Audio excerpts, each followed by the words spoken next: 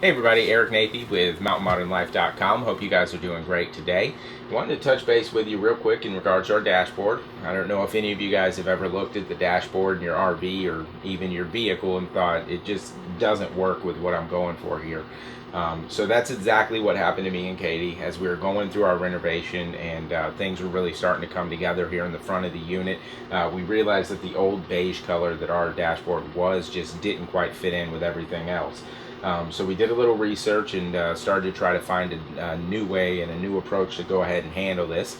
And what we found was actually the Deply Color vinyl and fabric spray paint. We're no way affiliated with them at all. We just went to the store, picked it up, and we used it, and we've had a pretty good success with it. Now, with using the spray paint on your dashboard, prep is the most important aspect of it. It's suggested that you go ahead and you clean it off with a nice cleaning solution, and or you could also use spray paint primer to go on there first, and that'll just help your additional coats once you get to the actual color go on a little bit smoother. We did not take that approach.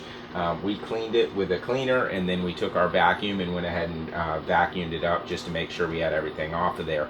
And once we had that all done, we went ahead and taped off all the edges that we didn't want to go the color that we're going with the dashboard here. And we also put a tarp all the way across the front here so we didn't get any splash over, and put a trash bag over the steering wheel and the steering wheel compartment so that didn't get painted either. So once we had all that ready to go, we had it cleaned off, we had everything covered, we took the spray paint, and we used about 2.5 to 3 cans coating the entire dashboard. The trick that we found worked best was actually doing multiple coats at a thinner level. So instead of really caking it on there, actually doing a pretty thin layer, and then another thin layer, and just continually going over that. And we've had pretty good results.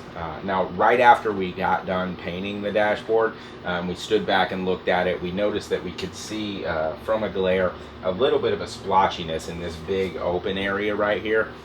Made us a little nervous.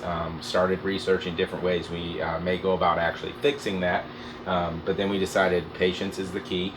We took a couple days, let it sit, and then we came back out and noticed that after the paint had began to cure, those splotchy looks and the nastiness that was up here actually went away, and it all started to come together. Now, the typical time, I believe, is 2 weeks, 3 weeks for the paint to cure. So we noticed that after a couple of days, this splotchiness was already going away. But other than that, we're extremely satisfied with our dashboard. We think it turned out really good, and we're extremely pleased with how easy it was. In the beginning, we thought we may have to actually rip out all the dashboard components and handle it off-site, but after getting the spray paint, taping everything down, it was quick and easy to get it done. But if you guys have any questions or comments, definitely feel free to leave them below or visit us at mountainmodernlife.com. And as always, thank you very much for taking the time to view our video today.